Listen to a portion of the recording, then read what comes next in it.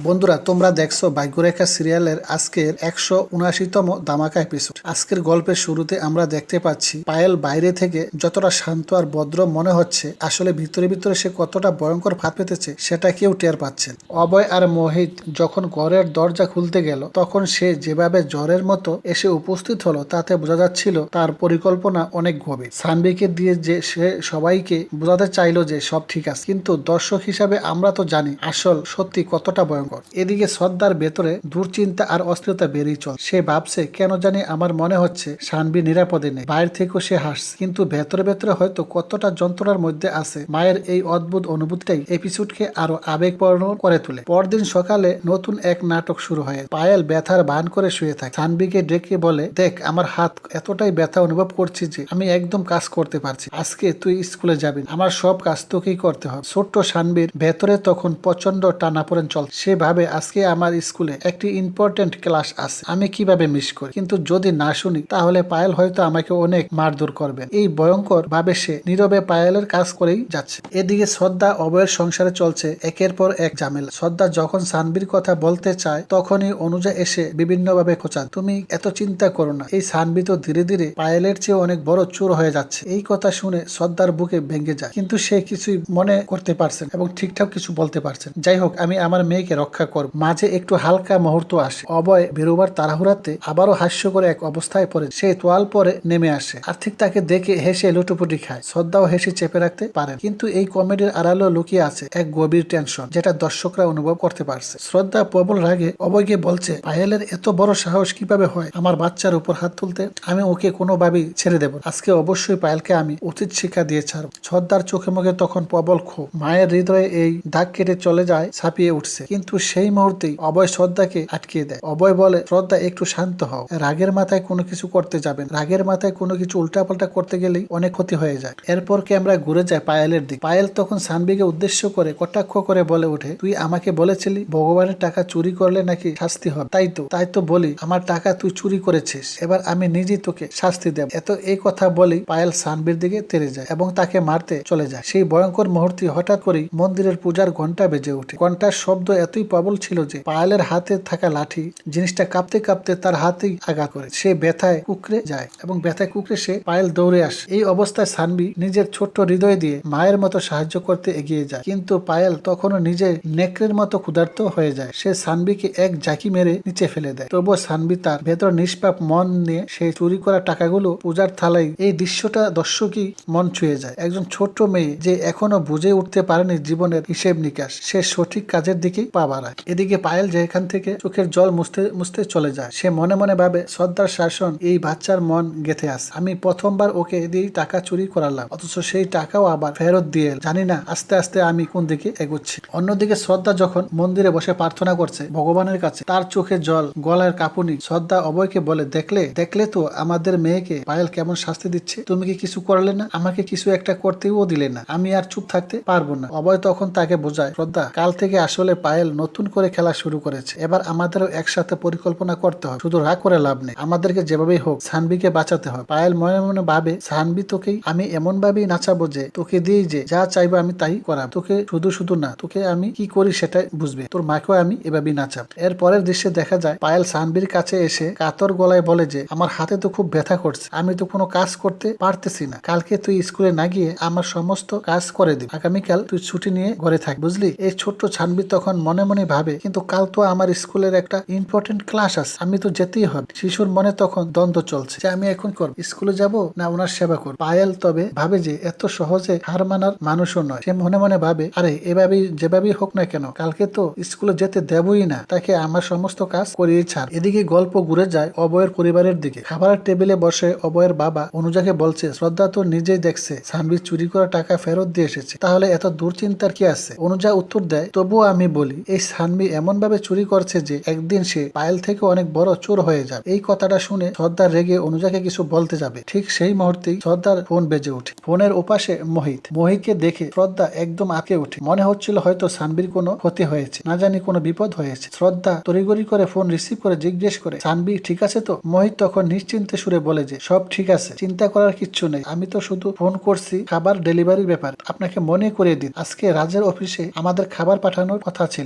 শ্রদ্ধা তখন স্বস্তির নিঃশ্বাস ফেলে বলে যে ঠিক আছে মোহিত, তুমি টেনশন করো না, আমি সময় মতো পৌঁছে যাব। মোহিত ধন্যবাদ জানিয়ে ফোনটা কেটে দেয়। এদিকে অনুজা তখনও খোঁচা দিয়ে যাচ্ছে। শ্রদ্ধা মনে মনে বিরক্ত হয়ে চুপ করে যায়। ঠিক তখনই শ্রেয়া এসে টেবিলে বসে। মাম্মি জি, আজ আমাকে স্কুলে একটু আগে পৌঁছে। শ্রদ্ধা তখনও মাথার ভেতর দুশ্চিন্তা ঘুরপাক করছে, কিন্তু মুখে হাসি এনে মেয়েকে আশ্বস্ত করে বলছে আচ্ছা ঠিক আছে। তারপর দেখা যায় যে কীর্তি অদ্ভুত ধরনের জামা কাপড় পরে কোথাও যায়। বরুণ সেটা দেখে অবাক হয়ে যায়। কীর্তি বলে বান্ধবীর বাড়িতে পার্টি আছে। বরুণ একটু রাগী গলায় বলে এইসব জামা পরে যাচ্ছিস কেন, একটু ভালো কাপড় চোপড় পরে যাও। কীর্তি জবাব দেয় সবাই এইরকম পরে আসে, আমি যদি নর্মাল কাপড় পরে যাই তাহলে অপমানিত হব। বরুণ শেষমেশ হাল ছেড়ে দিয়ে বলে যাই হোক, তোকে সুন্দরী লাগছে। এদিকে আরেক বড় মোড় হচ্ছে কীর্তি রাজ্যে অফিসে যায়। রাজ তাকে দেখে একেবারেই ফিদে হয়ে যায়। রাজ বলে তুমি একদম অসাধারণ দেখাচ্ছে, আজ থেকে তুমি আমার কেবিনে কাজ করবে, আমি তোমার জন্য স্পেশাল কফি অর্ডার করি। কিন্তু কীর্তি বিনিময়ের সাথে বলে যে প্রয়োজন নেই, আমি নিজেই আমার জন্য কফি বানিয়ে নিয়ে আসছি। খাবার ডেলিভারি দিতে এসে কীর্তির সাথে দেখা করে। শ্রদ্ধা কীর্তিকে প্রশ্ন করে তুমি এখানে কেন? কীর্তির সঙ্গে সঙ্গে মিথ্যে বলে আমার এক বন্ধু এখানে কাজ করে, তার সাথে দেখা করতে এসেছি। শ্রদ্ধার মনে সন্দেহ দানা বেঁধে যায়। অন্যদিকে অভয় যায় শ্রেয়ার স্কুলে। শ্রেয়া তখন বলে যে বাবা, সানভি আজ স্কুলে আসেনি। এই খবর শুনে অভয় একেবারেই শিউরে উঠে। সঙ্গে সঙ্গে সে মোহিতকে ফোন দিয়ে বলে আমি এখনই আসছি, কিছু একটা করতে হবে। এপিসোডের একেবারেই ক্লাইম্যাক্স দেখা যায় পায়েল গুন্ডাদের সাথে ফিসফিস করে বলছে যে কাজ শেষ হলে তোমাদের টাকা পাবে, শুধু সানভিকে একবারের জন্য বাইরে নিয়ে যেতে পারলেই হবে। অন্যদিকে অভয় আর মোহিত তখন পায়েলের ঘরের দরজা খুলতে প্রাণপণ চেষ্টা করছে। দরজার ভেতর থেকে বাচ্চার কান্নার শব্দ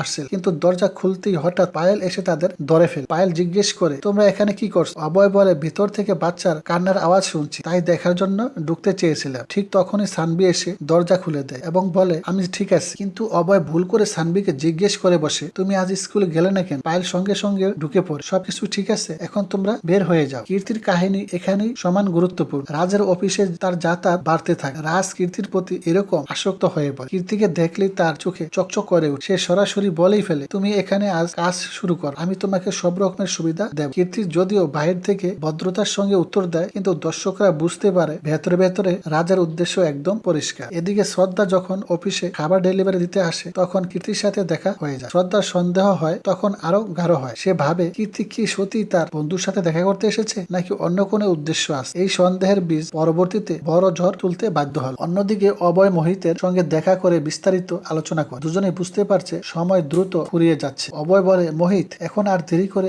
চলবে না, আমাদের যেভাবেই হোক সানভিকে উদ্ধার করতে হবে। মোহিত মাথা নেড়ে সম্মতি যান। দুজনের চোখে মুখে তখন এরকমই দৃঢ়তা, যেন তারা যুদ্ধ জেতার পরিকল্পনায় নেমে পড়েছে। পায়েল কিন্তু তার দিক থেকে আরো বড় ফাঁদ পেতে রেখেছে। সে কিছু গুন্ডাদের সঙ্গে দেখা করে বলে তোমাদের কাজ শেষ করলেই টাকা পাবে, একবার সানভিকে যেভাবেই হোক বাহিরে নিয়ে যাওয়ার ব্যবস্থা করতেই হবে। তার কণ্ঠে এমন নিষ্ঠুরতা যে দর্শকরা বুঝতে পেরেছে। দর্শকের শরীর শিউরে উঠে। এদিকে শ্রদ্ধা ভগবানের কাছে বারবার প্রার্থনা করছে আমার মেয়েকে যেন কোনো ক্ষতি না হয়। তার কান্নায় দর্শকদের চোখে ভিজে যায়, কারণ একজন মায়ের যন্ত্রণার চেয়ে বড় অনুভূতি আর কিছু হতে পারে না। আমরা এখন দেখব এই এপিসোডের সর্বচূড়ান্ত উত্তেজনার মুহূর্ত। অভয় আর মোহিত ঠিক করে ফেলে রাতে তারা সরাসরি পায়েলের ঘরে ঢুকে। সানভির কান্নার আওয়াজ যেন বারবার তাদের মনে বাজতে থাকে। দুজন মিলে দরজার তালা ভাঙার চেষ্টা করে। ঠিক তখনই পায়েল এসে ঝড়ের মতো ধরা দেয়। সে এমন ভাবে প্রশ্ন করে যে এখানে কি হচ্ছে, যেন সে পুরোপুরি নির্দোষ। কিন্তু অভয় উত্তর দেয় ভেতর থেকে বাচ্চার কান্নার আওয়াজ আসছিল, তাই আমরা দেখতে আসছি। সেই মুহূর্তে সানভি দরজা খুলে দেয়। ছোট্ট মেয়েটি বলে আমি ঠিক আছি। তার কণ্ঠে কিন্তু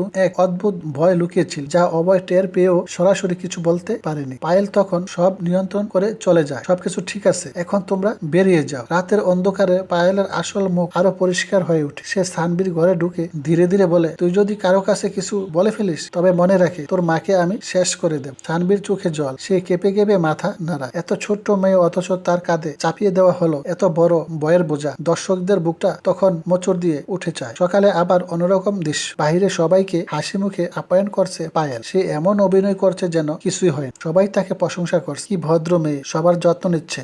অথচ দর্শকরা জানে এই মুখোশের আড়ালে লুকিয়ে আছে হিংসা এক দানবীয় রূপ। শ্রদ্ধা এদিকে ক্রমশ ভেঙে পড়ছে। প্রতিদিন সে নিজের মায়ের মতো অনুভব করছে, কিন্তু একটা ঠিক নেই যে সে এখন কি করবে। হঠাৎ মাঝরাতে ঘুম ভেঙে কান পাচ্ছে। মনে হচ্ছে সানভির কান্নার শব্দ শুনছে। সে অভয়কে ডেকে বলে তুমি শুনতে পাচ্ছ না? আমার মনে হচ্ছে যেন অনেক কষ্ট পাচ্ছে সানভি। অভয় যদিও তাকে শান্ত করার চেষ্টা করে, কিন্তু ভেতরে ভেতরে সেও অস্থির হয়ে ওঠে। অন্যদিকে কীর্তির গল্পের নতুন ভাগ আসে। রাজ এবার সরাসরি কীর্তিকে প্রস্তাব দেয় তুমি যদি আমার সঙ্গে থাকো আমি তোমাকে যা চাও তাই দেব। কীর্তি প্রথমে অবাক হয়ে যায়। সে বোঝাতে চায় যে তার এমন কিছুর চেয়ে নেই, কিন্তু রাজ ধীরে ধীরে তার চারপাশের এক অদৃশ্যের চাপ সৃষ্টি করছে। দর্শকদের মনেও তখন ভয় তৈরি হয়। কীর্তি কি এই ফাঁদে পড়বে নাকি বেরিয়ে আসতে পারে। অফিস থেকে বেরিয়ে কীর্তি যখন শ্রদ্ধার সঙ্গে দেখা করে তার চোখে মুখে এক অদ্ভুত দ্বিধা স্পষ্ট। শ্রদ্ধা বুঝতে পারে কিছু একটা ঘটেছে, কিন্তু সে এখন নিজের মেয়ে সানভিকে নিয়ে এতটাই চিন্তিত যে সে কীর্তিকে কিছুই বলতে পারছে না। এরপর এপিসোডের সবচেয়ে আবেগঘন মুহূর্ত আসে। সানভি একা বসে ছবি আঁকে। সে ছবি আঁকে এমন একটা ছবি আঁকে যে এমন একটা ছবি দেখলে সবারই হৃদয় মুচড়ে যাবে। একটা ছোট্ট পাখি খাঁচার ভিতরে বন্ধ, আর বাইরে তার মা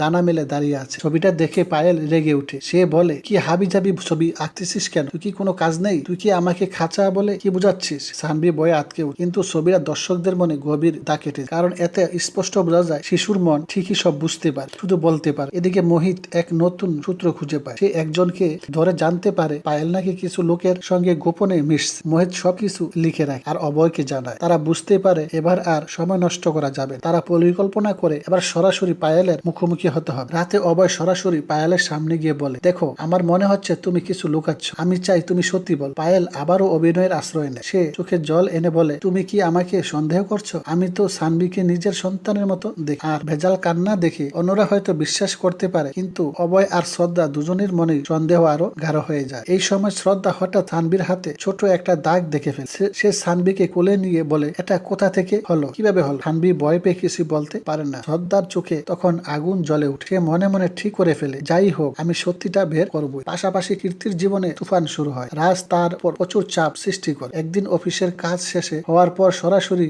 রাজ কীর্তির হাত ধরে ফেলে। কীর্তি চমকে উঠে। সে হাত ছাড়িয়ে নেয়, বলে, আপনি কি করছেন? রাজ মুচকি হেসে বলে, তুমি জানো আমি কি চাই? এই দৃশ্যে দর্শকরা চমকে দেয়, কারণ বোঝা যায় কীর্তির সামনে এখন ভয়ঙ্কর সিদ্ধান্ত নিতে হবে। অন্যদিকে অভয় মোহিত ঠিক করে ফেলে এবার তারা পুলিশের সাহায্য নেয়, কিন্তু সাহায্য হলো সবার সামনে তারা প্রমাণ করতে পারছে না, কারণ সানভি ভয়ে কিছুই বলছে না। দর্শকরা তখন অস্থিরতার মধ্যে পড়ে যায়, কে আগে সাহস করে মুখ খুলবে। বন্ধুরা, ভিডিওটি শেষ পর্যন্ত দেখার জন্য অসংখ্য ধন্যবাদ। আমাদের ভিডিওটি ভালো লাগলে চ্যানেলটি সাবস্ক্রাইব করে লাইক শেয়ার কমেন্ট করে অন্যকে দেখার সুযোগ করে। ধন্যবাদ।